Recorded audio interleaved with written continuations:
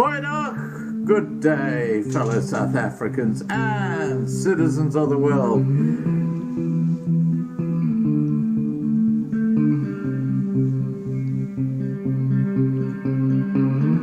I've been looking around for salvation.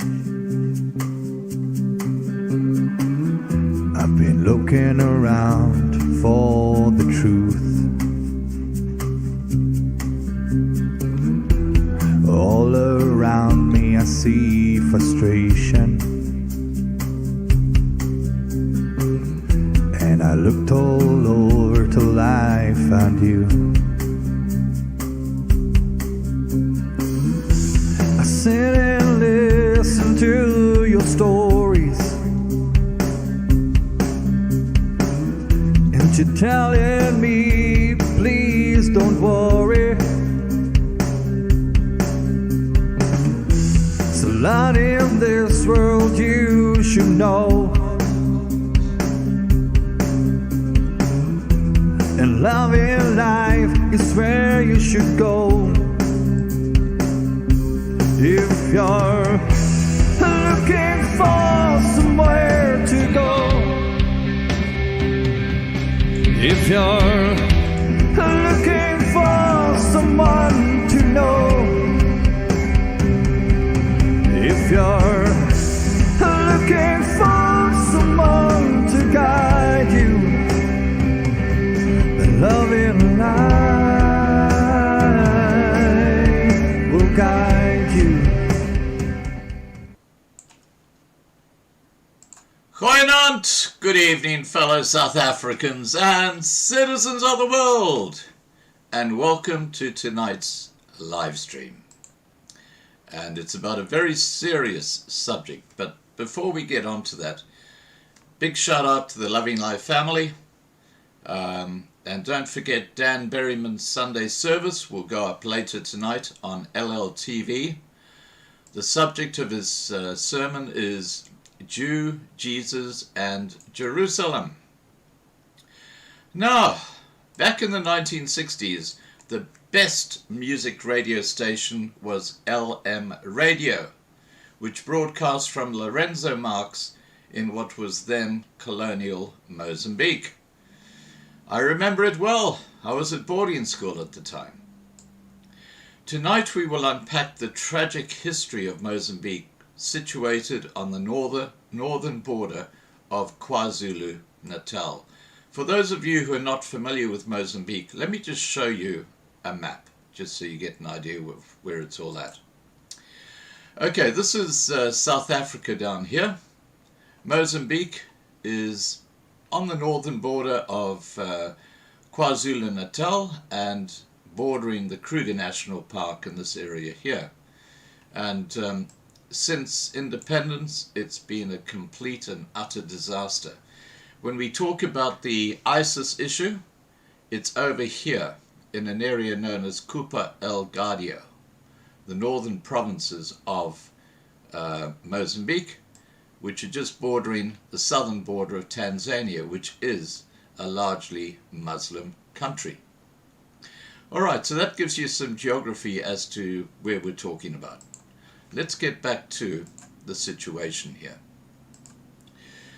This news clip that I'm going to show you on the situation in Mozambique just came out earlier today. While the fake news obsessed with the lockdown, masks and the vaccination rollout, the tragedy taking place right now in Mozambique goes unreported. The rise of ISIS in the northern provinces bordering Muslim Tanzania have just added to the humanitarian tragedy unfolding before us. As I said a moment ago, until this news release, which I will play now, the story has largely gone unreported. Here we go. Thanks for staying with us. South Africa will reportedly push for military intervention in neighbouring Mozambique when SADC countries meet next week. That's according to an exclusive report carried by the Reuters news agency today. In April, the SADC region deployed a technical mission to Mozambique, which is expected to report back to the group. Thousands of people have been left without homes since the violence escalated in Mozambique's north. Africa analyst Jasmine Opperman has been following developments there and joins us now live. Jasmine, good to speak to you. Do you think most of the SADC leaders, if this report in the Reuters news agency or by the agency is completely correct, will back calls for military intervention? Good evening, Timbukile, and to the viewers. Yes, I think that there is a clear agreement that intervention is surely needed. Where the fault lines come in is what type of intervention will they decide on with a package that has been proposed to them. And also then, in terms of a joint force, command and control, who's going to lead? That finally, Timbukile, Maputo will have to decide if they will support such an intervention. If not, it will not proceed. And Reuters say they spoke to our international relations minister, Lady Pandor. I want to read you the quote where she says, quote, "We support the use of the Defence Pact. It's never really been utilized in the region, but we believe this is the time. This is a great threat to the region." And the SADC, of course, region has that provision for a standby brigade. It goes back to 2008. Is that the best option?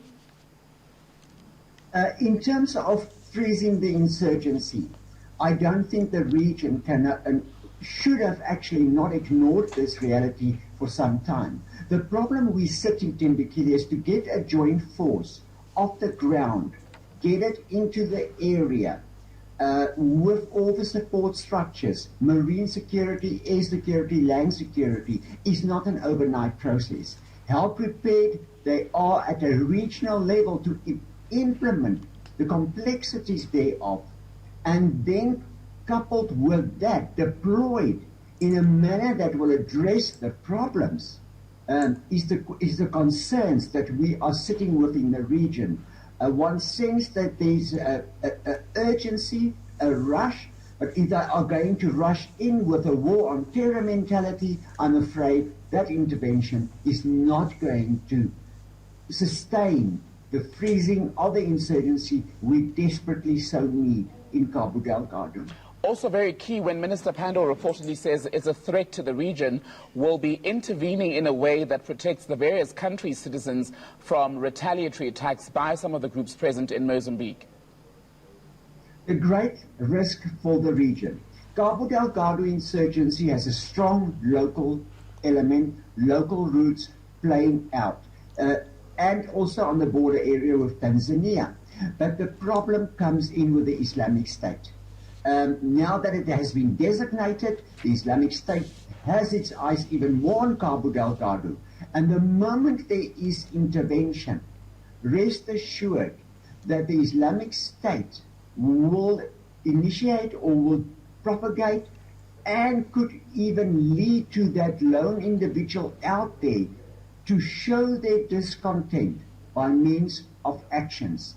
So the deployment proceeding needs a backup plan that can protect local citizens, because if that goes wrong, Cabo Delgado deployment surely will be questioned, and there will be serious accountability to be made by our leaders. An element, quite key in fact, to the fighting in Mozambique's north has to do with the battle for resources. We've seen multinationals come in, proceed with exploration objectives. When you look at that, there's no way that SADC can really end the real issues in Mozambique's north or address them fully without dealing with the economic angle, the poverty, the unemployment, and people who are now being recruited, especially young men, to join these forces precisely because they are jobless and poor and feel a resentment to those in power. And hence, Timbukile, and it's so important what you said now, the military intervention cannot be a silo intervention. It needs to be part of a broader plan. But when it comes to addressing the socio-economic needs, and I want to add there, the human dignity, the lack of trust in government, As you've noted, how young people are joining the insurgents at this point in time.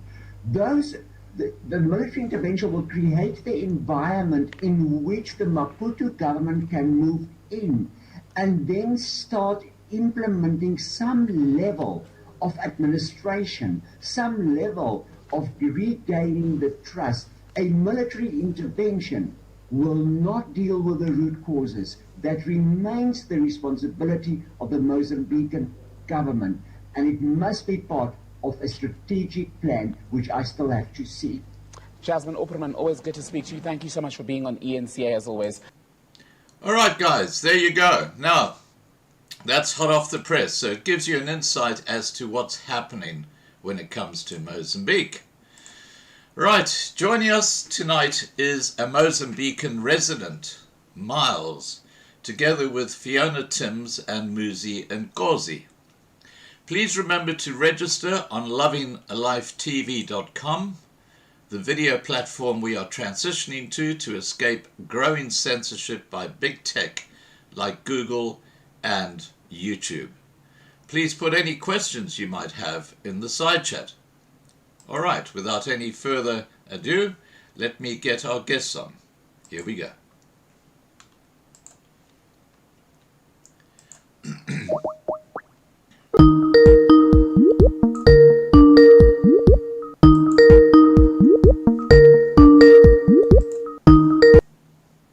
Hi, Muzi. Hi, Scott. How are you? I'm alright. Can you see me? Yes, now I can. Gee, it must be cold in that part of the South Africa, huh? Yeah, it's very cold. Okay, I can see that from your hoodie. All right, let Yeah. me get Fiona on and also Miles on. It won't be a second. Okay. How do you like our new contributing channels? Oh, they're great. They're great. Yeah, look, we've had a very positive response from people regarding that. Here comes Fiona, and I'll just get Miles on as well. Hi, Fee. Hello, Scott. How are you? I'm very good, thank you. And hello, Miles. And you guys know each other, so I don't have to introduce Yeah. Very you. well. Very Hi, well. Fiona. It's me. Miles isn't here yet. He's coming in Oh, now. there he is. Yeah. Sorry, Hi, it's Miles. Muzi. So hold on. Yeah. Can you guys just tell me if you can hear me clearly? How's the sound? It sounds good. It's just a little bit quiet. Can you turn up your audio a bit, Miles? How about Okay. now? That's perfect. That is perfecto. Perfecto. Perfecto. Okay. Perfecto. Now, Fiona, you know Miles well. You've been talking to Miles for a long time. Do you want to We're just good. introduce Miles to everybody watching? Yes. Miles is an amazing person. Highly intelligent. I'd say almost bordering on genius. He whatever he picks up, he retains. He's got this, and he's got a thirst for knowledge, which I find very refreshing. And he's a kind, gentle soul. He's become one of my very closest friends. And if I need a shoulder to cry on, I go to Miles. Poor Miles. Now, Fee, Mhm. I can't see you. Miles, You we're want going to to- keep. Yeah, we'll keep. Yeah, if you want to come on cam, Moosey's the only one, and I think he's sort of saying, "Hey, where's everybody else here?" Okay. Yep. There we go. Perfect. There we go. Now, Miles, we'll let you stay incognito if you want to, because we understand why. All right, that's fine. Okay. All right. Now, obviously, today, Miles, Mozambique is in a whole lot of trouble in so many different ways, isn't it? Yeah, it is. It is Right. in so many different ways. Yeah, that's Yeah. correct. Well, look, let's start off with a bit of the history of Mozambique. Do you want to take us through from when it was first colonized, Lorenzo Mark Yeah, was set yeah, up, and yeah. so on? Just take Yeah, us through all that. precisely. Yeah. Yeah, it's actually important to, look at the past in order to understand where we stand now. So it is important to just look back at the history so that you have some context. And Right. that's what we're going to do today. So we're just going to establish some context so that we can understand the present situations. So,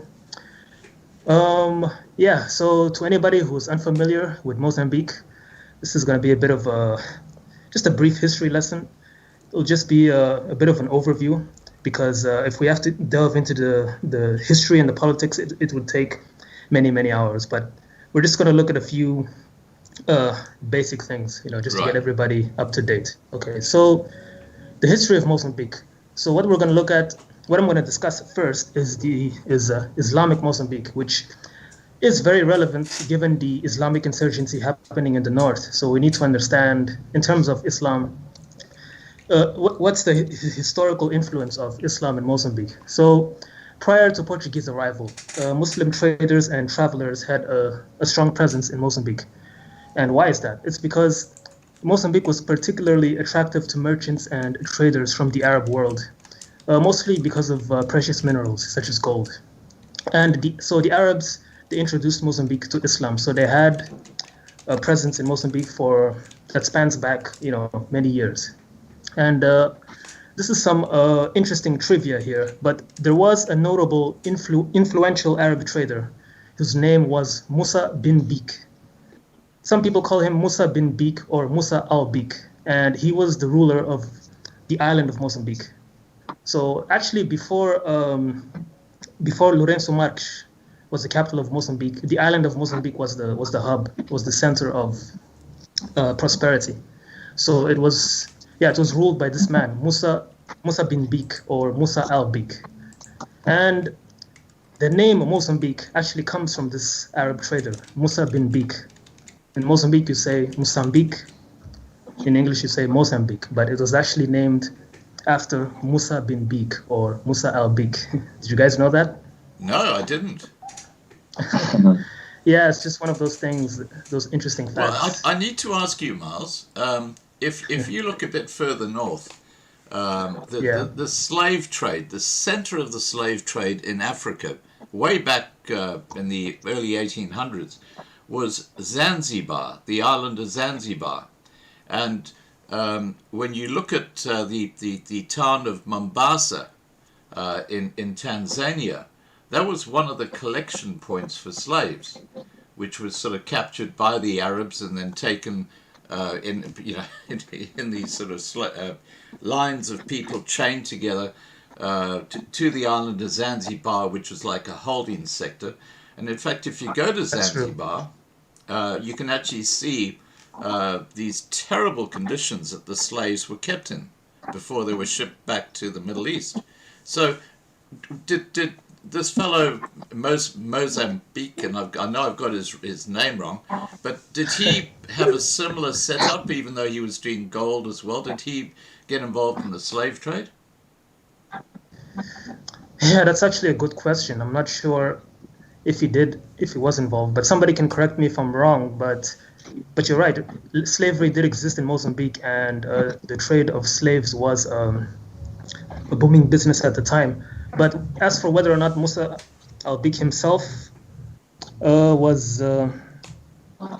took part in it, sorry, I'm not too sure. To be honest, I'm not too sure. But what I do know is that the tribal chiefs bought and sold slaves first to the Arab Muslim traders. That's a fact.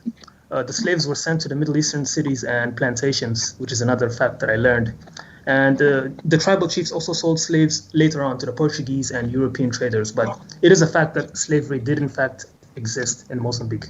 Right. Now, what timeline are we looking at here when we talk about Musa al-Bik? Was this like 1700s, We're looking 1800s? We're looking at before the arrival of the Portuguese, so 1400s. Ah, okay, 1400s. long time back. Looking at 1400s, Right. yeah. And as a matter of fact, sorry, Miles, I've got to ask you this: the Zimbabwe ruins. You know those amazing conical stone buildings and stuff like that nobody really knows where they came from. Do you think that this might be the Arab traders, because they were right down there in Mozambique on the coast, and they might have gone in to get the gold and stuff like that. Who do you feel actually set up that incredible, what's called the Zimbabwe ruins today, rather like the country itself now? Zimbabwe ruins. Yeah. Yeah, that's a good question, Scott. I'm not sure, but it could have been the Zimbabweans themselves who set it up. Do you think they would have the knowledge to do that? Yeah, they may have, but that's a good question. I should look into that. But yeah, to be honest, I'm not sure. I wouldn't be able to tell you. And the other thing, of course, is that they had the birds, which were like their symbol. They had these sculptures of birds, which looks to me more like an Arabic type thing. When you look at the sculptures that they've got, there seems to be an overlap there. Muzi, you wanted to say something. Please go ahead. Oh, I wanted to ask, are you talking about Mapungubwe, those ruins? I just know them as the Zimbabwe ruins. They're the ones in the southern part of Zimbabwe. There's a conical tower, and they're like little walkways, but they're all made out of stone. And it's a very famous symbol of Zimbabwe. Oh, okay. Well, I think that's a different region to Mapungubwe then, because I would look at the architecture of what they left behind. Mapungubwe itself didn't seem to be Arabic in origin, but the region you're talking about could be. I never paid much attention to that one. Yeah. So, okay. Yeah, okay. Sorry, Miles, back to you. Okay. Yeah, so I was just about to say that, as a matter of fact, the major Islamic influence likely accounts for the 18% Islamic population in Mozambique. Although this 18% figure I did get from Wikipedia, I suspect it could be higher. But in terms of where did the Muslims in Mozambique come from, well, now we know. Right. And yeah, so we spoke briefly about Islamic Mozambique, and now we can move on to Portuguese colonialism. Right. And yeah, so the Portuguese presence began in 1498 with the arrival of Vasco da Gama. And the Portuguese set up these trading posts and forts in Mozambique. And so they eventually started to displace the Arabs at the time. So the Portuguese they created their own settlements in the north of Mozambique in hopes of finding gold. And although the Portuguese set up a lot of trading posts, initially they didn't get a lot of investments from mainland Portugal, because at the time the Portuguese were focused on the colonization of Brazil.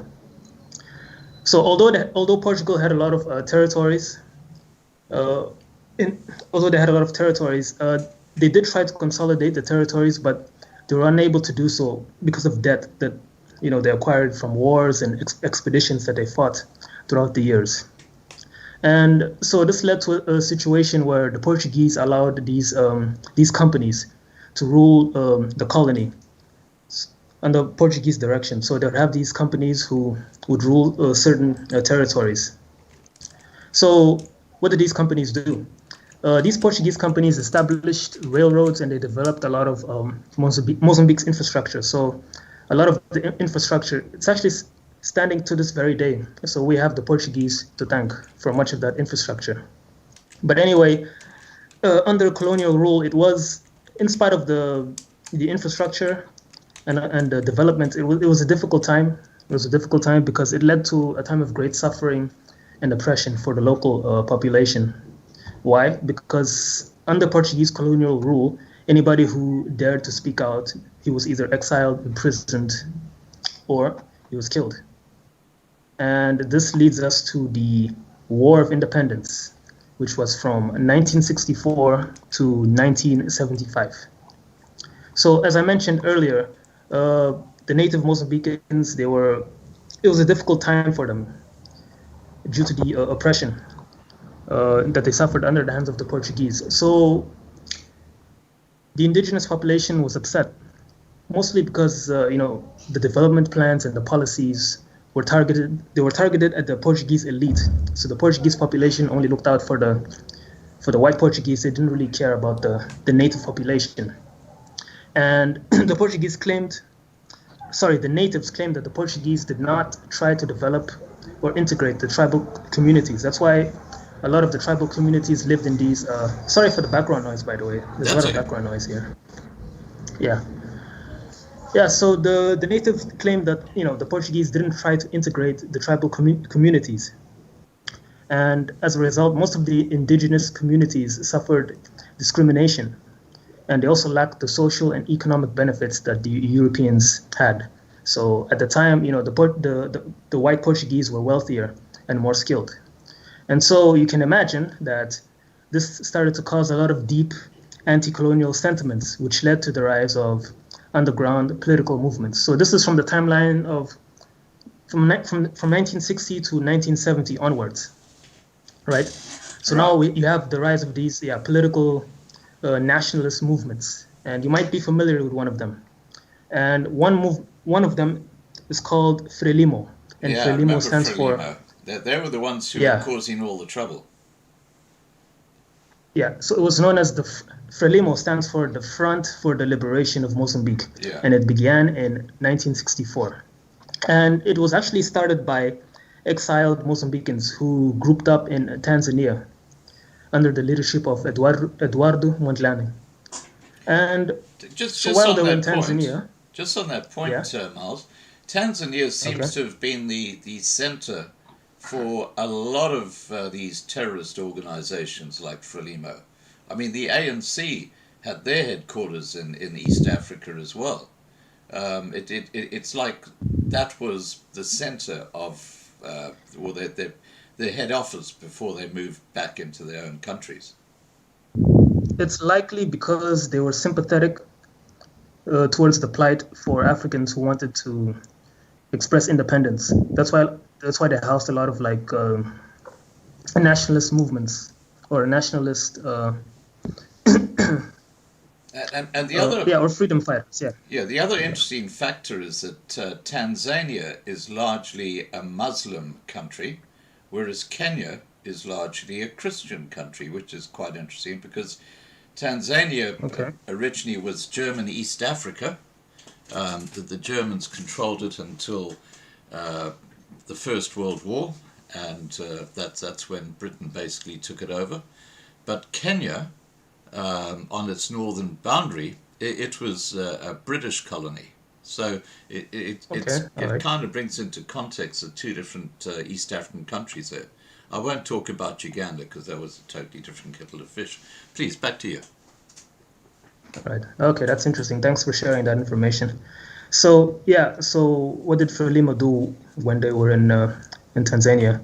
So while they were there, they began a campaign of guerrilla warfare against Portuguese rule, because they realized that armed conflict was the only solution. And the reason is because there was an incident where Mozambicans were massacred by the Portuguese. This was in the 16th of June in 1960. And initially, they actually did ask for assistance. So Frelimo actually did ask NATO for aid, but it was unsuccessful because Portugal threatened to leave NATO. And this was unfortunate because this forced Frelimo to seek assistance from the USSR. Right. And as a result, the revolutionaries adopted Marxism as their core ideology. And so the way that Frelimo conducted guerrilla warfare was based on their understanding of international liberation struggles, especially countries that eventually adopted Marxism, Leninism, or communism. So Marxism, Leninism was the core ideology of Frelimo because that's what they learned from the USSR. Right. So we have to remember that this was during the Cold War, right? The height of the Cold War, the 1960s. If the viewers recall, this was when this was during a bipolar world order, East versus West, the US versus the USSR. And so you remember that the USSR wanted to curb Western influence. So China, the USSR, they provided weapons, training, and military equipment to the freedom fighters. So this went on for about a decade. So after about a decade, Frelimo was finally able to overthrow the Portuguese. And after some peace talks, Mozambique finally achieved independence as a one-party state in 1975. And unfortunately, although they achieved independence, the core ideology was Marxism-Leninism, and if we look briefly into Marxism-Leninism, let me just open the website so that everybody can just be on the same page. So what is Marxism-Leninism? Just while you're doing that, I just want to thank all the people who are watching tonight. Thank you for being part of our discussion. And in the side chat, Fiona, I've got to tell you there have been quite a few remarks saying how beautiful you look in that outfit you've got tonight. So thank you. Yeah. I put on my war paint. You put on your war paint. Okay. Had to. Now, Muzi, is there something you'd like to just add to the discussion at this stage while Miles is just getting that web page up? I'll just say I wish more people were involved in, the history of everything on this continent so that we don't repeat history. But yeah, that's all for now. Yeah, history's a great teacher, isn't it? Yeah, very. Yeah, it is. It is. Back to you, Miles. Oh, all right. Now, Marxism-Leninism. So Marxism-Leninism, according to the website here, is to turn a capitalist state into a socialist state, and this is done by a revolution by the proletariat to overthrow the old government. The new government then creates a dictatorship of the proletariat. And this is something that South Africa should be watching out for, isn't it? Mm-hmm. Yeah, because this is the exact ideology of the Bolsheviks and the ANC and the South USSR African Communist Party. Yeah, sorry, back to you, Miles. So Marxism-Leninism is of course, the ideology that was developed by Vladimir Lenin, when he took over the provisional government in the October Revolution. I think it was 1917 or 1918. But I'm just gonna very briefly explain, maybe just for the users. Sorry, not the users, the viewers. Yeah, just for the viewers who might be a little bit unfamiliar, or they might just need a quick recap. So in the USSR, there are two types of Marxists, right? There was the Bolsheviks, which was Vladimir Lenin, and there were also the Mensheviks. So the Bolsheviks, they were more like the radical, the radical Marxists, right? And they wanted to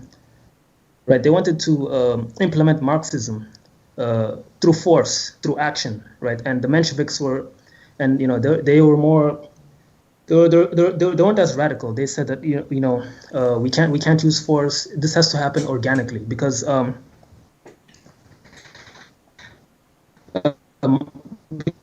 Marxism, according to Marx, was a prediction, right? Because Marx he realized that there's a lot of inequality in the world caused by capitalism. Specifically, Marx realized that that the wealthy, or the working class, which you call the bourgeoisie, they systematically oppress the working class, which is the proletarians.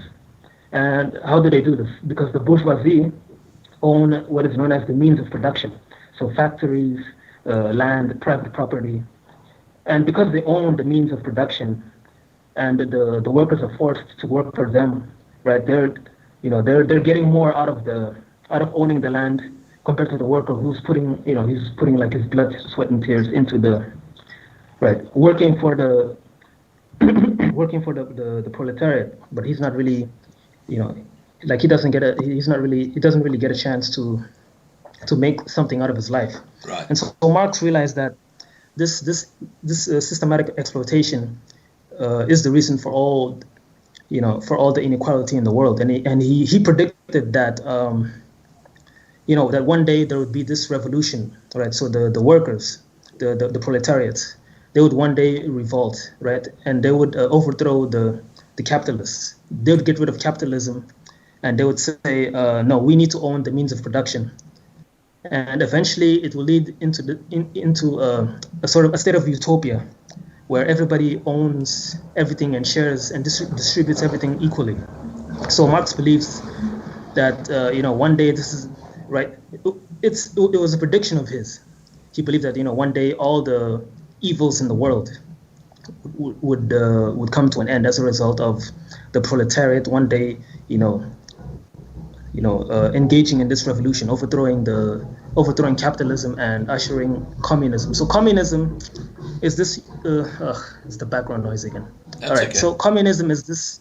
Yeah, communism is a state of utopia where society has evolved beyond the need for a state, for authority, right? They evolved beyond the need for private property, for money,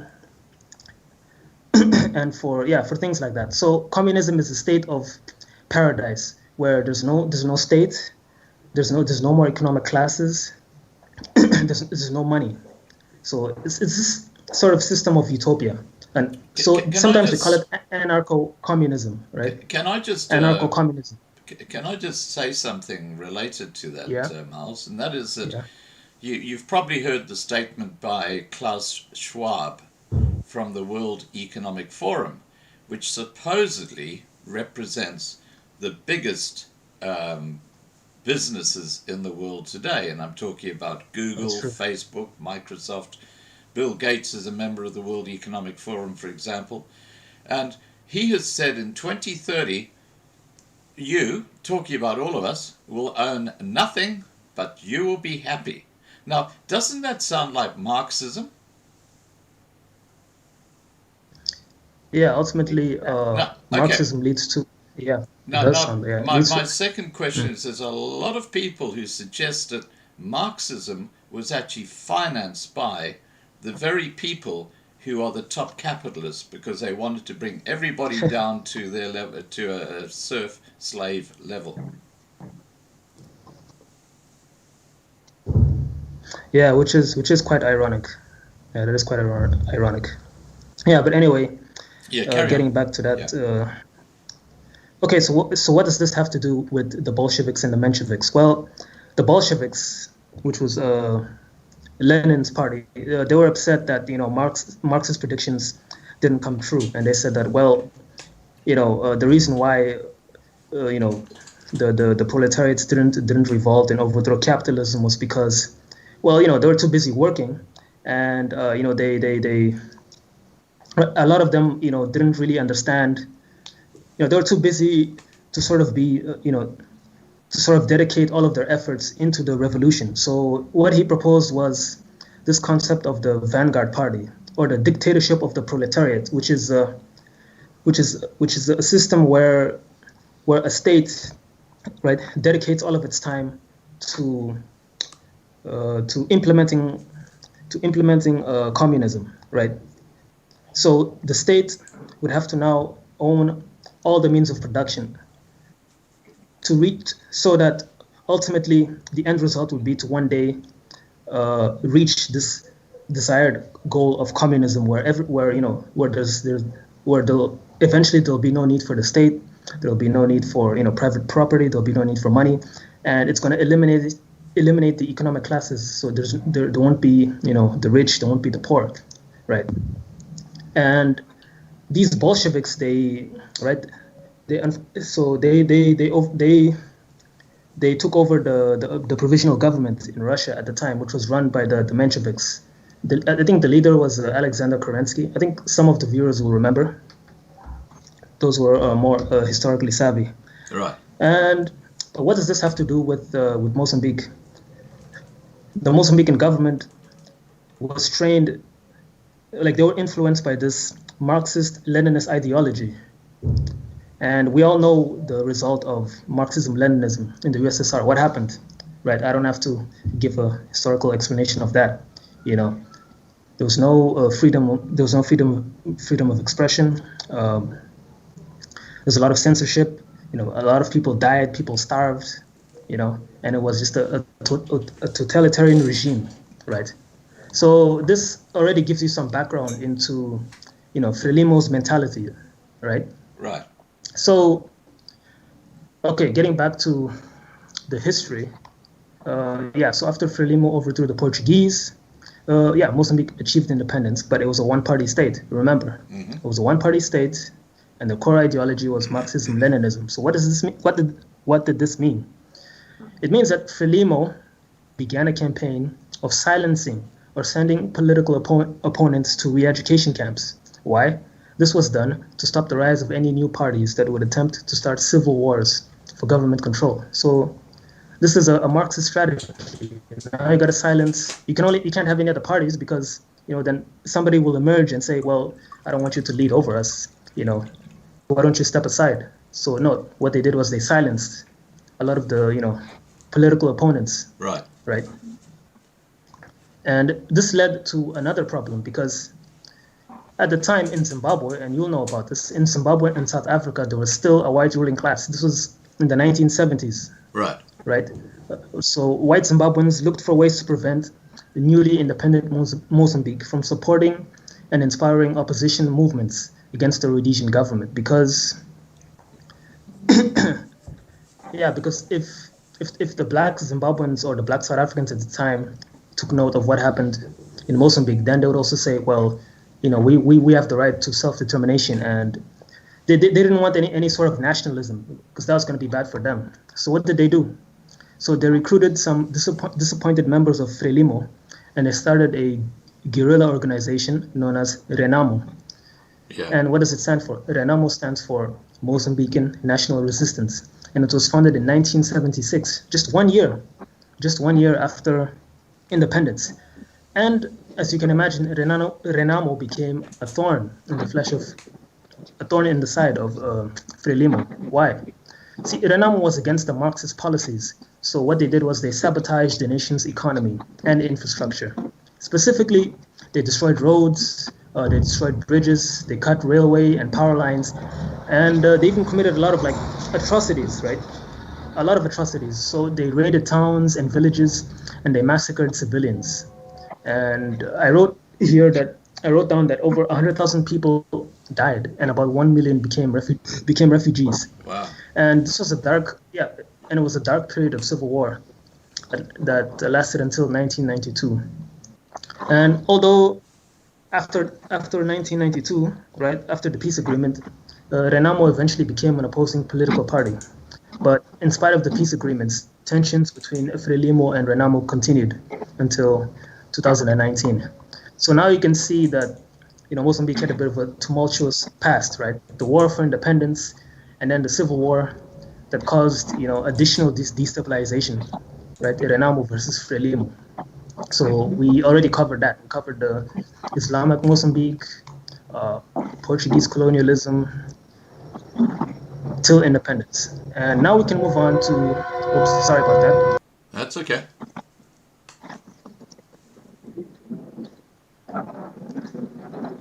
Sorry about that, guys. That's okay. The train is quite loud. That's fine. Okay. All right, we were able to get through quite a lot quite quickly. And now we can move on to the hidden debt scandal. The hidden debt scandal, which is another major dilemma that Mozambique is currently faced with. So the hidden debt scandal. What is the hidden debt scandal? The hidden debt scandal is a $2 billion secret loan scandal that led to the worst financial crisis that we are currently facing, right? So $2 billion secret loan. And so these loans they're made by Mozambique's former finance minister. And these were actually made without parliamentary approval, which is unconstitutional because you can't make these loans without getting approval from the parliament. So these $2 billion loans were made to 3 state companies from banks in Europe between 2013 and 2014. But what were they for? They were supposedly for purchasing naval equipment and a fishing fleet, apparently for the purpose of establishing a tuna fishing company. But these loans were hidden from the IMF and other international donors because the IMF, the IMF and many international donors they donate a lot of aid money, for development, for building infrastructure as relief. But, they weren't told about this. They weren't told about this. And these donors provide at least a quarter of the government's budget. So they suspended aid. And since the loans were guaranteed by the state, it's now responsible for paying them back. And obviously, we defaulted on the debt because 2 billion, and some of the money from the 2 billion is unaccounted for, right? So this just shows you that's the par level for of the course. criminality. But speaking of the hidden debt scandal, how is this tied to the Islamic insurgency?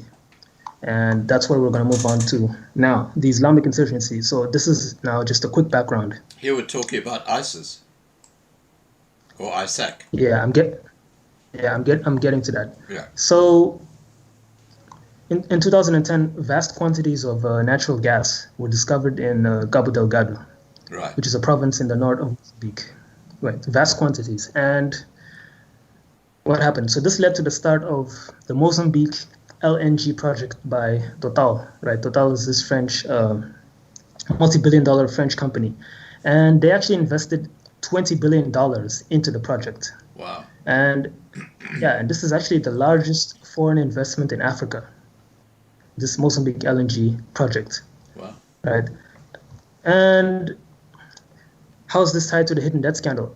I think that the politicians were counting on the fact that they were going to make billions from this liquefied natural gas. So they thought that, well, we can illegally, we can perform these illegal loans, and then once we start getting money from these gas projects, we can just pay it off. That's what they thought initially, but they were mistaken.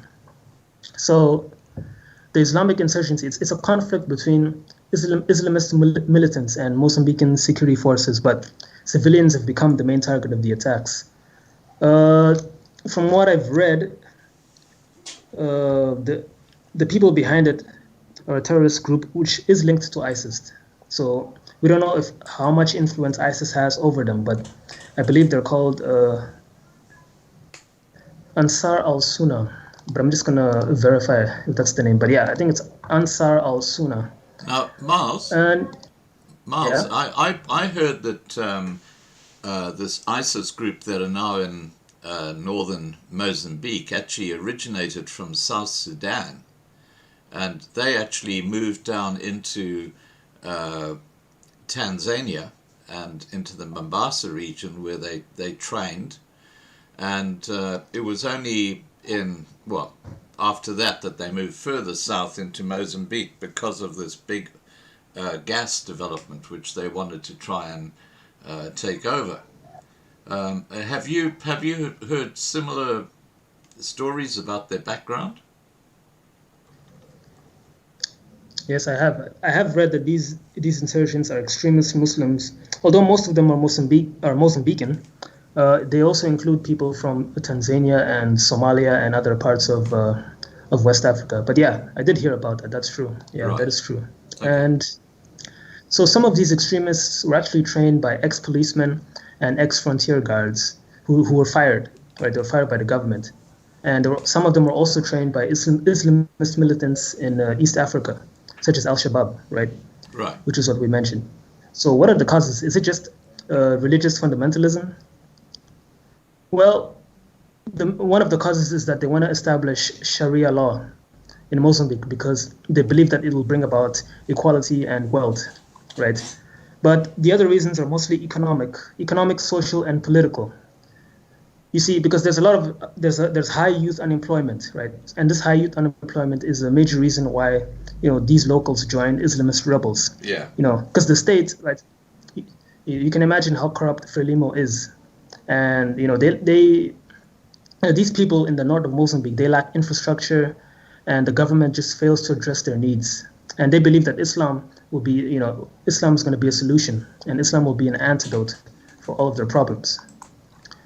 And yeah, so Frelimo can actually be, partly to blame for the Islamic insurgency in Mozambique. Right. So yeah, that should give you guys a. Now, one of the biggest reasons. Some background. One of the biggest reasons that young men are joining this ISIS mob is because, as you said, they don't have work, they're starving, and they see this as a way to support themselves and maybe their families. So this is where ISIS is apparently getting its support and growing. Is that correct? Yeah, because even after Total made that investment in the liquefied natural gas projects, the local populace didn't see any benefits. Right? There's still Yeah. extreme poverty, unemployment, you know, That and the people are still suffering. that's a very interesting and important point you just raised, Yeah, yeah, because I remember back in the 1970s, De Beers had a diamond mine in Angola, and they had this huge fence around it, and planes could land inside the fence, and it was like a completely different world in a country called Angola, where the rest of the population were living in abject poverty. The top politicians were getting backhanders from De Beers. The general population in Angola were getting absolutely no support at all. And all you've basically got now is a copycat situation happening in this area called Cupo El Guardia, which is where the gas development's happening. yeah. Cabo Delgado, Yeah. the province in the north of Mozambique. Yeah, exactly. Yeah. Yeah, that's right. Yeah, and it's unfortunate, but yeah, I mean, any state whose core ideology is Marxism or communism in any form, well, this is what it leads to. So you really shouldn't be surprised. Now, look, You really shouldn't be surprised. I want to put a question to you about the current situation globally. Yeah. Now, I think the biggest problem right now in Mozambique is the lack of food security, and people starving right across the entire country. Do you have much discussion in your country about COVID-19 or vaccines or all this sort of stuff? Yeah, I mean, we've got typical lockdown restrictions, but in terms of vaccines and the like, yeah, that's not really the core. It's not the core topic of discussion. Surprisingly, not even the Islamic insurgency, because there's a lot of media censorship around it. There's a lot of silence. Since the government heavily regulates the media, all this information that I'm sharing, not a lot of people, are aware of this. Yeah. Well, the reason I raise this is because you would think in a country like Mozambique where people are starving, and yet, despite that fact, you're in a lockdown. I mean, that doesn't make any sense at all. Yeah, well, even prior to the lockdown, people have been starving. Mozambique is in the top 10 of the, poorest countries in the world, and that, to me, the reason for that is simply corruption, because we get millions of dollars, whether it's from the UN or other international aid, organizations. We have many of them donating to us at least every year, and where does all of that money go? Yeah, right? It just goes into They don't repair back infrastructure. Exactly, it just goes into somebody's back pocket, but nobody really questions that. Yeah. And it keeps happening, but everybody's kind of just silent. It's hush hush. Muzi, do you want to just add to the discussion at this point in time? Yeah, I wish, since Mozambique is a neighbor to South Africa, I wish South Africans would look at what's happening there and ask questions. So, like, why are these people jumping the fence and coming over? Because the barber shop that I go to is filled with Mozambicans. It's owned by a Nigerian, and all of these guys are illegals. They literally just walk through the fence, and the South Africans work for them, illegal immigrants, and South Africans work for them. And you ask yourself, how the heck did a Nigerian buy this building? They have no idea. They don't question such things. And how is it that then this foreigner is able to get a head up above the South African? South Africans are extremely lazy, and they do not, question these things. They'd rather complain in secret back home and talk bad about the Mozambican who owns a barber shop now. Be like, oh, I don't like him, these Mozambicans, this and that. But then it's like, dude, this guy risked his life to improve his life. What are you doing? You're so spoiled. You can't even do or spend 5 minutes to learn about why you're in the position you're in. All you care about is just being on Facebook all day, being on Instagram, and above all else, having a basic job, South Africans are so quick to buy expensive items and show the world that they have something expensive instead of using that money for future purposes, you know. So this constant repetition and cycle of disaster and poverty seems unending, and it seems to be shared with every South African country. And then Mozambique, it's quite terrible because, I mean, they have the lockdowns and all these things and the Muslims coming in, but no one's talking about it. Hey, why is Allah's people coming in and killing people? Hey, why are these restrictions so brutal? Hey, we're still hungry after like 50 years. Nobody questions that, yet they can still Yeah, yeah. populate somehow.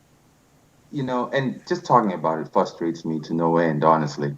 But I just want to say that people here just need to pull up their socks because it is coming to South Africa. And once people start starving here, unfortunately, from what I've seen, everyone's ready to rob their neighbor. That's what it looks like. Yeah. And the soft targets are where they're going to go. Now, Fiona, Yep. is there something you'd like to add to the discussion at this point? Yes, Scott, there is. Miles, you haven't spoken about the hurricanes. I don't know how many you've had of devastating hurricanes in the past, say, 5 years, but it seems to us that you get one almost every year. Now that is, let's face it, a devastating occurrence and stretching right up to wiping out bits of Zimbabwe. How has it affected you? Hurricanes, yeah, they usually occur a little bit north of where I stay. So, yeah, the only effect that I felt personally were just just rains, just heavy rains this side. But speaking of the hurricanes, there was an incident that I can probably share with the viewers, just to give you guys an example of the extent of the corruption.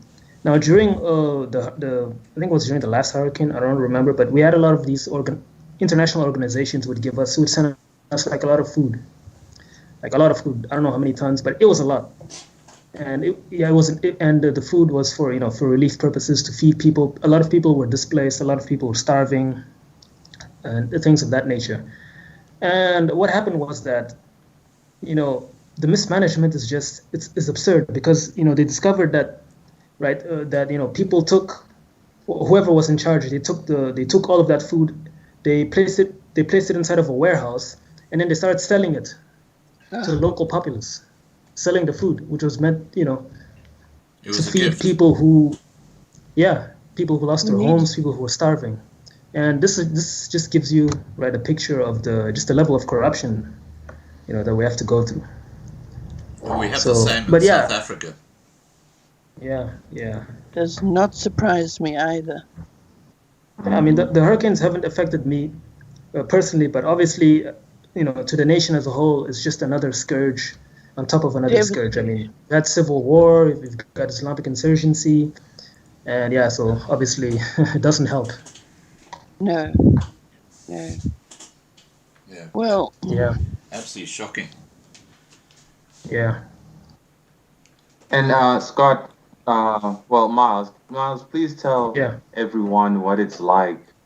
You shared an experience with me that, normal people around the area, what they mostly talk about. And you, as an enlightened person, you would like to share ideas to help everybody. But what are the people around you mostly occupied with there in Mozambique? Is it the same as here in South Africa? Is it worse? Tell us. Yeah, I guess the mentality will change if you're in the city compared to the rural areas. But people in rural areas, really, they're just concerned about surviving on a daily basis. They just care about, working, getting money to put bread on the table. Right? They don't really have any grand, aspirations, because you can't have those kinds of dreams here. Right? If you're born in poverty, then usually that means that you will be poor for the rest of your life. So the only options for you are just to work a regular, 5 to 8 job, and that's it. And you see, especially in the rural areas. In the rural areas, typically people have a lot of children. They have a lot of children, and the fact that they have so many children, makes things harder than they originally were, because they're already living in these. Some of them, sometimes they might be living in these squalid conditions. They don't have enough they don't have enough food. They don't have enough money to take their kids to school. Sometimes they don't have enough money for healthcare and things like that. So this creates a sort of a mentality where at least the young people, right? I can't speak for the elderly, but the young people, they're mostly preoccupied with becoming wealthy, right? So their goal in life is usually to say, okay, I want to become rich one day so that I can leave, right? I can leave I can leave this ghetto and I can go and live either in the city or I can go and live overseas. So you often find that the youth are more preoccupied with, with things like acquiring material wealth, right? So there's a lot of materialism, right? So on that end, the other mentality that I've noticed is it seems to be one of futility, or there's a lot of like defeatists, people who just say, well, we have to just accept things as they are because this government is it's not going anywhere, and there's a lot of like powerlessness, which leads to people just becoming complacent and accepting their fate, right? And you can really see it because nobody really aspires to do anything about it. You don't really get people who say, hey, why don't we actually stand up, make a demonstration, right? No, you don't get those people who say, look, enough is enough. Let's fight back against the government. Let's fight for our rights. Let's hold people accountable. And this has been going on since Frelimo took over, right, in 1975, right? Corruption after corruption, people are still poor, right?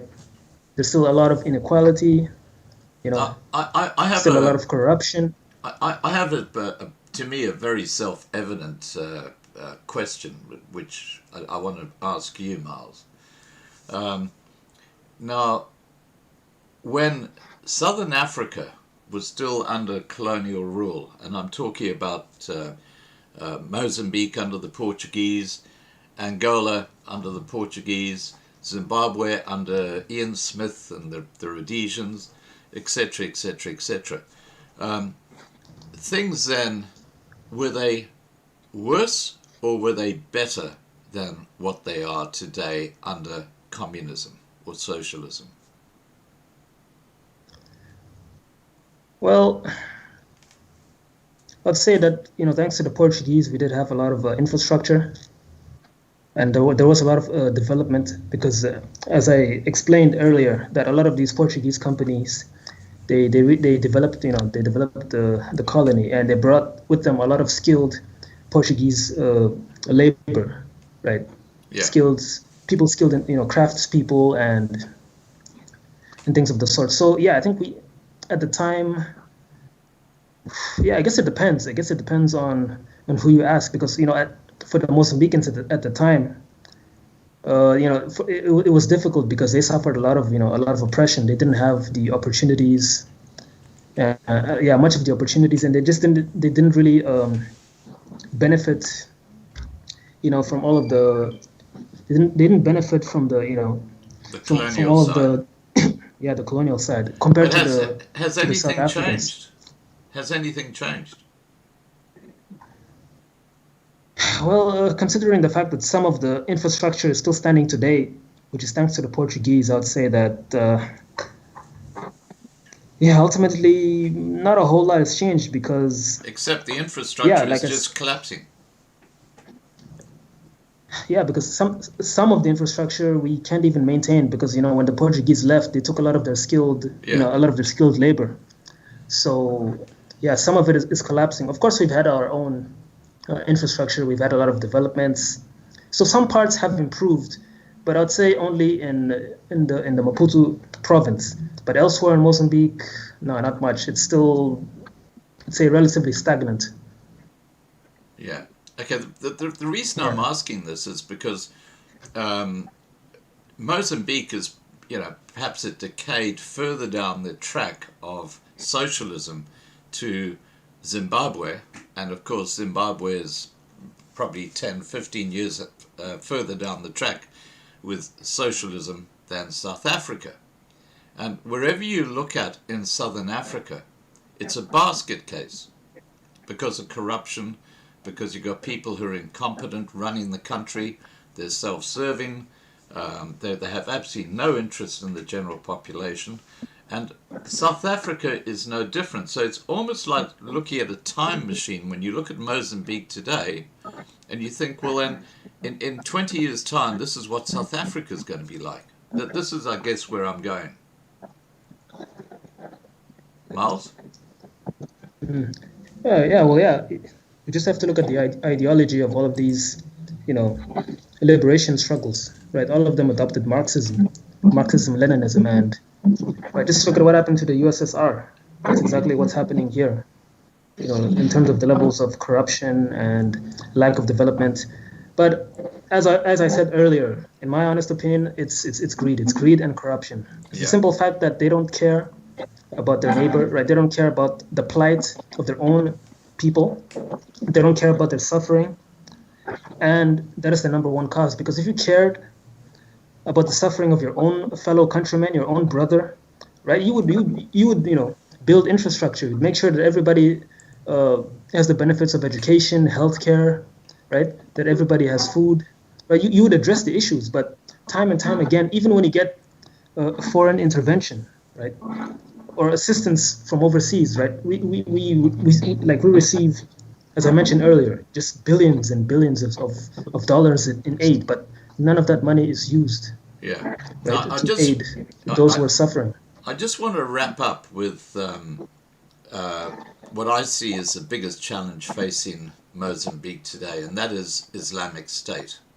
Because these guys are, the videos I have seen of people involved with Islamic State with their pangas chopping arms off dead bodies and chopping legs off dead bodies and, holding heads up and saying, hey, look at this. The brutality of this mob is just absolutely extraordinary. Well, the Islamic insurgency, yes, there have been a lot of atrocities committed on that end, because I read that they've even beheaded children as young as 11 years old. So they would just raid these villages and start beheading, young children. And people have actually just fled. This led to, I think, at least, I don't know what the figure is, but it's probably close to about 1 million people became displaced out of fear, right? Wow. You would have families fleeing for their lives in the woods for weeks at a time, just running, not stopping, out of fear. Here's my issue, Miles.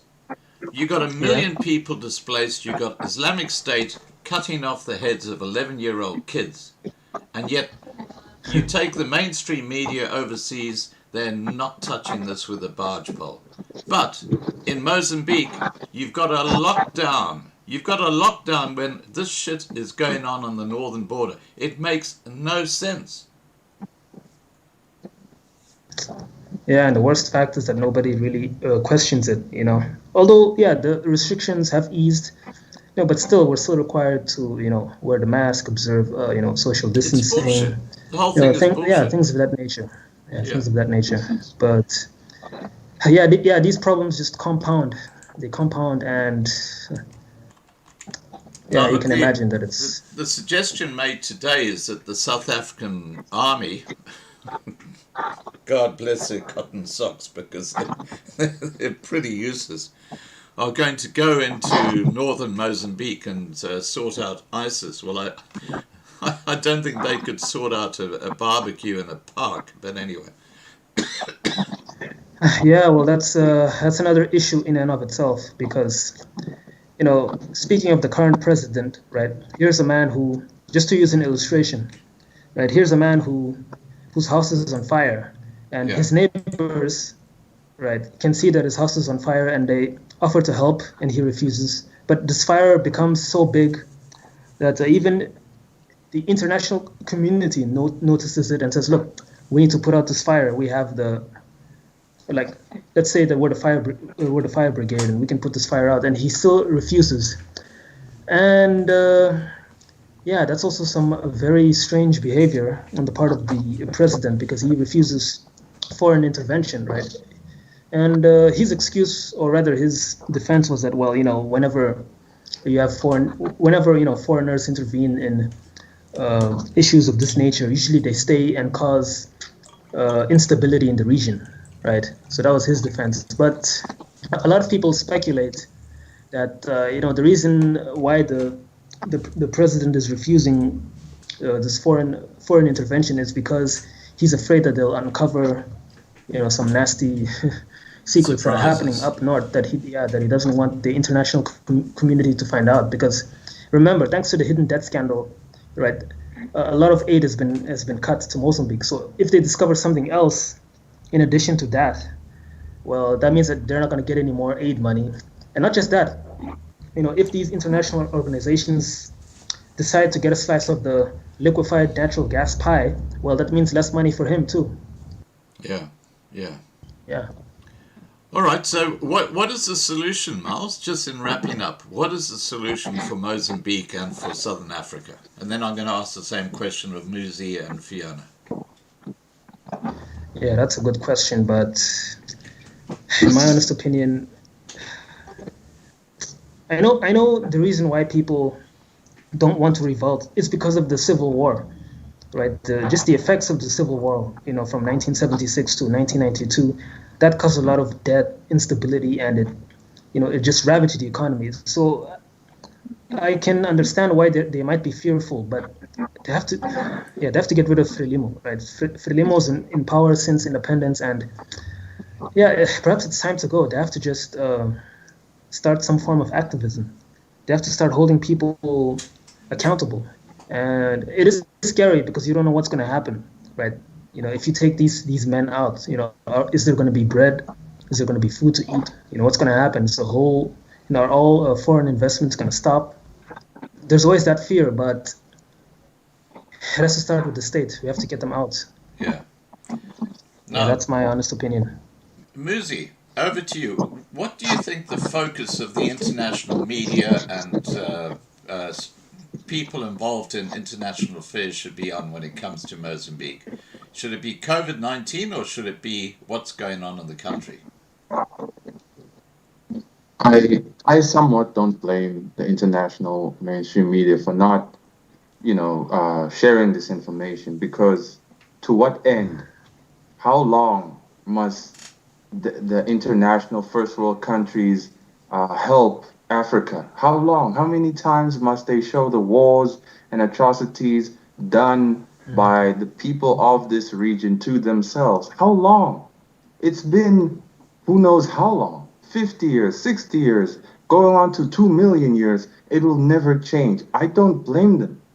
They are tired, and they too are suffering at the hands of these lockdowns, and sure, the mainstream media doesn't tell the truth at all. There's always an agenda and stuff, but I don't blame them for hiding or ignoring what's happening, because it doesn't matter what you do for Africa. It doesn't matter what you give them. What you give disappears, and it doesn't improve. The intentions of giving just ends up disappearing. And so, unfortunately, this is going to remain as it is in Mozambique. It's only going to escalate, and it's going to just devour the entire country, and sooner or later here. Also, I will say, though, that what this country and Mozambique, all of Southern Africa needs is honesty and accountability. That's what they need more than anything, because if you can't be honest about your situation, oh man, we're poor because we're lazy and afraid, and you can't take responsibility that, what, it's my fault for not actually looking at the policies of this president. It's my fault for not actually looking at the opposition and seeing how it can develop my people further, and taking responsibility that you wanted a handout. You didn't want to actually be given a chance to work. You wanted someone else to work for you and give you stuff. People need to be honest here. And that's what we're missing the most. Lack of honesty and a lack of accountability is what's burying all of us alive. And people like me and Miles, we feel this the most because these people have an outlet of their pain. They drink themselves to death, or they party, or they kill each other. Me and Miles can't partake in things like that. So we feel the pain much more. And then the others outside question us, why don't you drink and lose your mind like we do? And we simply say, aside from being born again, we have common sense. We're not going to do that. It doesn't help us, you know. So it is unfortunate, but I honestly Yeah. think just honesty would help a great deal. Right. Now, Fee, Dr. David Livingstone, he famously said when he was exploring Africa way back in the early to mid 1800s, he said, or he called Africa the dark continent. He said that Africa was evil. It needed to find God. And do you think that Africa is going back to what Dr. Livingstone described it as way back then? In a way, Scott, or rather Miles, I think that the people should go back 150 years before any form of colonialism. Because then, how did they live? They fished if they lived near the sea. They bartered if they could grow vegetables. You're And what talking I'm about a getting at, traditional way of life. exactly, I'm talking about these people running away from the violence, running away from the cities, and getting to, say, a rural area, and then building themselves huts. It's easy enough to do. And doing a bit of vegetable gardening, because I think in some of those places, the nearest shop is about a half an hour to an hour's walk away. And there's soon going to be nothing to eat on those shelves of that shop, Yeah. or the people won't have the money for it. Grow your own stuff. It's not hard. Go back to the old way of life, but stay out of the cities where the fighting is. Yeah. I Now, doubt that those Muslim Brotherhood or whatever they call themselves will go right through the bush hunting for a tiny little village to chop their heads off. yeah. There's nothing in it for them. So I think the people themselves are a bit to blame, as Muzi said, just waiting for handouts. They've lost their way of traditional life, of fending for themselves. Yeah. That's my opinion. I think the great irony here is that if you take Ramaphosa, we call him Hippo Eyes, if we're not calling him Pinocchio for obvious reasons. Or worse. Yeah, but the irony here is that if we take South Africa and we take Ramaphosa, he's always having a shot at apartheid and Jan van Riebeeck and this terrible guy who came in and colonized South Africa. And yet,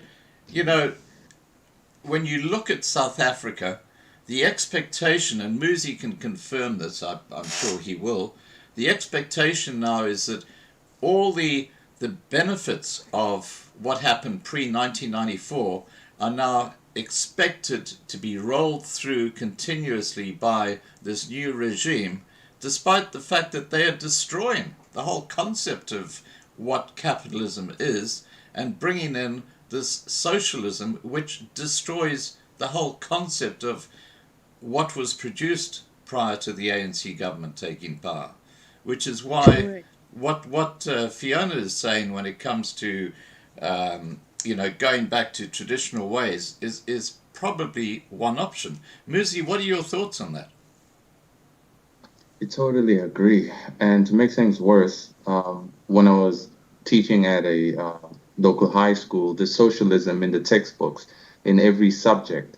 Somehow that ideology has weaseled its way into everything, into everything. And because now we know the agenda of, the New World Order and all Klaus Schwab and all these things as to depopulation and stuff, I'm pretty sure making people so desperate to receive handouts is a means of depopulation, so that they don't know how to do as Fiona says, fend for themselves traditionally and all these things. Yeah. I say it was part of the plan. So they'll just starve or kill each other or eat each other. Yeah. So, yeah, it looks like it was part of the plan. Okay, now I'm going to finish off with Miles. Miles, now you raised a very important point, which I think is critical to the situation Africa finds itself in today. And you said that, families have lots of kids. So you've got this huge explosion in the population. And you just have to look at South Africa. I mean, it used to have like 20 million people. It's now got 60 million people. You can't sustain that growth in population. How do we fix that, Miles? How do we get people to realize that you can't have 10 kids? Because how are you going to feed those 10 kids? Well, yeah, Scott, I mean, just the idea of it is so counterintuitive that you should be, savvy enough to realize that, hey, look, if I'm in extreme poverty, obviously, if I can't feed myself, how much more can I feed 5 or 10 kids? That just compounds my problems. Yeah. Right? So how do you fix that, right? Isn't that like common sense? I don't know. Is it family planning? Should they be educated? I don't know. I don't know if it's a cultural thing. I mean, yeah, because typically families do want to have, they want to have a lot of children, right? The family unit, the strength in unity, but yeah, I think they should just there should be a way to make them be realistic about their situation and realize that, because here in Mozambique there's no welfare, so you can have as many kids as you like. It doesn't mean that the government's going to give you any handouts. But still, you still see this problem everywhere. The families just have way too many kids. Way too many kids. And I don't know, Scott, that's a good question. I have no idea. Yeah, I think it's the core of the problem, and the irony to me is you've got people like Bill Gates, who claims he's a great philanthropist, and he's bringing out vaccines to make sure that the kids, survive and they get older and bigger, and in itself, that is actually exacerbating the situation when it comes to food security, because you've got more mouths to feed. So that there's a great conflict in my mind about what the rest of the world is doing in Africa, because it's counterintuitive. It's working against the whole concept of, if you go back to when, again, David Livingstone was exploring Africa, they were still having lots of kids, but most of those kids died because they weren't drugs. So basically things were kept in balance. I went to Dar es Salaam in 2016, and when I was in Dar es Salaam 50 years before that, I was born in Dar es Salaam in Tanzania. It was a small city. It was like you had the main city and then you had some townships around it, but it was small. Now, if you go and look at Google, and you just Google Dar es Salaam and you zoom out, for about 100 kilometers all around Dar es Salaam today, you will see squalor, townships. There's something like 50 million people living within 100 kilometers of Dar es Salaam. 50 million. And the smog, and you can hardly breathe in the city of Dar es Salaam today. That's because of overpopulation. Sorry, Fia, I can see you wanting to say something. I was just going to say, they're living on a giant rubbish heap, and what they do now, because they've chopped all the trees down, they burn plastic for fuel, for cooking. And that's pure toxin in the air. Absolutely. So heaven knows how those babies, children, elderly, everybody will survive breathing in that because they huddle over these fires, Yeah. and it beggars belief. No. Yeah, it's shocking. All right, guys, look, I want to thank you all for joining me tonight, and in particular, Miles, I want to thank you. I know this is a huge You're risk welcome. you're You're taking to talk about what's going on in Mozambique. I'm going to leave you, Miles, to just wind up the live stream. Is there something you'd like to say to people about Mozambique, or is there a message you've got for people who watch this video now or later? Yeah, maybe I'll just end by saying that just not just Mozambique, but for Africans in general, maybe there are some psychological hurdles that also act as as obstacles in terms of just shedding this mentality and embracing this need to overcome the current situation, because psychologically it can be very painful to admit that your own brother is treating you worse than the colonial did, right? Not to say that the colonial didn't commit any atrocities, but Right. your own brother shouldn't be committing atrocities at the same level as the colonial. So maybe there's this shame that they have to overcome and say, look, it is possible that our own brother could actually treat us worse than the colonial, and maybe we should embrace that and just say, look, there's a lot of uncertainty in the future, but if we, if like, let's at least come together and say, look, enough is enough, right? Although Yeah. we're scared, maybe if we have to at least try. If you try to make a difference, maybe it's gonna work out, But they have to admit to themselves that, look, I can't just go and drink my troubles away and be and be complacent and say, oh well, this is life, this is my fate. Not to say that this is the personality of every African, of course not, right? But generally speaking, if we can shed this mentality, and get people to just overcome this psychological barrier and just get them to commit and say, look, enough is enough. Let's get these people out. They don't care about us. They've been in power for this many years. Nothing has changed. They don't care about us. They only care about themselves. Until they can just overcome this, then we probably still have a long way to go. And that's my honest opinion. Yeah. All right. Fantastic. Yeah. Look, once again, Miles, thank you so much for joining us. Fiona, thank you for You're joining welcome. us tonight. And Muzi, always good to see you, buddy. And Thanks, Scott. yeah, we look forward to your next videos that'll appear in the contributing channels on lovinglifetv.com. Yeah. Yeah. All right. Okay. Take care, guys. I'm going to wrap All right, up take this live stream now and just say to everybody, have a great evening, and we'll catch up with you tomorrow night. Now, tomorrow night we've got a jamming session, and I know Fiona will love that. And we've got Calais coming on, and we've got a guy coming on who dead set looks like Elvis Presley and sings like Elvis Presley.